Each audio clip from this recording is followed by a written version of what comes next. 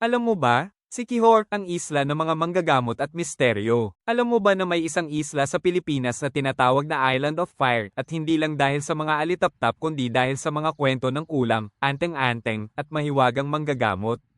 Ito ang Siquijor, isang lugar ng kagandahan at kababalaghan. Bakit tinawag na Island of Fire? Sa panahon ng mga Kastila, napansin nila na tila nagliliyab sa gabi ang isla dahil sa dami ng fireflies na nakapaligid sa mga puno ng Molave. Dahil dito, tinawag nila itong Isla del Fuego o Island of Fire. Mga manggagamot at orasyon. Ang Siquijor ay kilalang kilala sa mga manggagamot na gumagamit ng herbal medicine, orasyon at sinaunang ritual. Tuwing Semana Santa, ginaganap ang mga tinatawag na healing festivals kung saan lumikha sila ng anteng-anteng, langis, at halamang gamot. Siyensya o supernatural. Ayon sa mga anthropologist, ang mga ritual at panggagamot sa Siquijor ay bahagi ng sinaunang kaalaman sa kalusugan.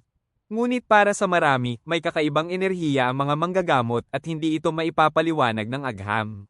Hindi lugar ng kulam, maraming taga Siquijor ang nais ituwid ang paniniwala, hindi sila mga mangkukulam.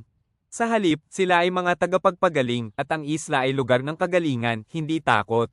Isang isla kung saan ang hangin ay may dalang misteryo at ang bawat halamang gamot ay may kwento. Siquijor, paraiso ng kagalingan o sentro ng kababalaghan. Ikaw na ang humusga. Ito ang Simply Marjun Channel, ang tambayan ng mga kwentong di mo aakalain.